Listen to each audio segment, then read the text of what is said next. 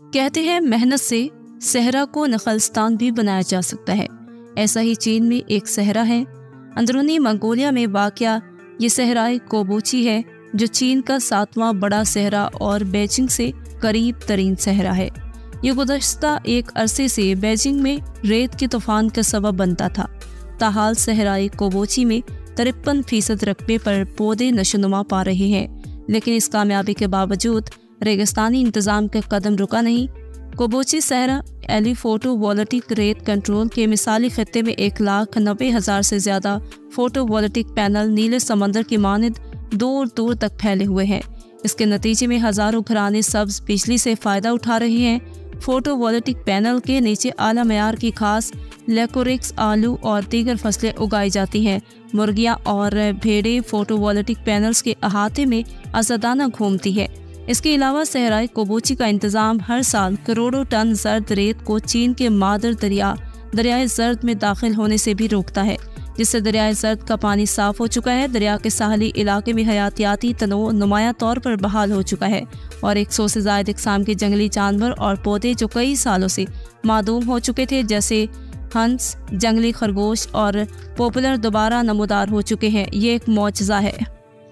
چینی سائنسدانوں نے صحرائی مٹی کی ٹیکنالوجی بھی ایجاد کی ہے، جو ریت کے ذرات کے درمیان پودوں سے کشید شدہ مواد کو استعمال کرتی ہے تاکہ ریت میں مٹی کی خصوصیات شامل ہو سکیں اور اس میں پانی اور کھاد کو برقرار رکھنے کا کام ہو۔ آسان الفاظ میں یہ ٹیکنالوجی صحرا کو پودوں کی نشوونما کے لیے موزوں اچھی زمین بنا دیتی ہے۔ اس ٹیکنالوجی کو 2016 میں اندرونی منگولیا کے آلان بوہو صحرا میں عملی استعمال میں لایا گیا تھا۔ صرف ایک سال میں صحرائے آلان بوہو میں مولی، جوار اور ٹماٹر جیسی 70 سے زائد فصلیں اگائی جاتی ہیں۔ اپریل 2022 میں صحرائے کوبوچی میں صحرائی مٹی کا منصوبہ بھی شروع کیا گیا۔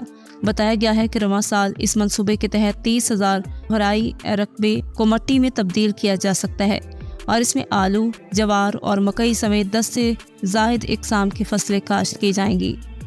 مزید اہم بات یہ ہے کہ 1 لاکھ مو صحرا کو مٹی میں تبدیل کرنے کے عمل میں 3 سے 5 سال لگیں گے، جس سے مقامی علاقے کو خاطر خواہ معاشی فوائد اور ماحولیاتی ثمرات حاصل ہوں گے۔ انسانیت اور فطرت کے درمیان حقیقی ہم آہنگی کیا ہے؟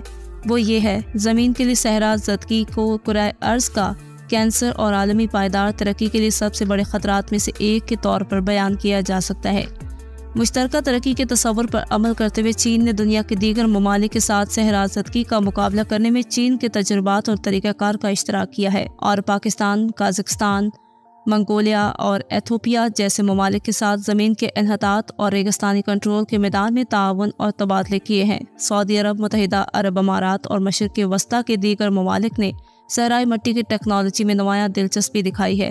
چینی ماہرین کو تکنیکی تجربات کرنے کے لیے مدعو کیا۔ 17 جون انسداد صحرا زدگی اور خشک سالی کا 29واں عالمی دن ہے۔ چین کے اندرونی منگولیا کے انسداد صحرا میں حاصل کردہ کامیابیوں نے دنیا کو یہ امید دی ہے کہ انسانیت اور فطرت کے درمیان تعلقات کی بہتری ممکن ہے، اور خوفناک صحرا کو خوبصورت نخلستان اور خوشحال خطہ بنایا جا سکتا ہے۔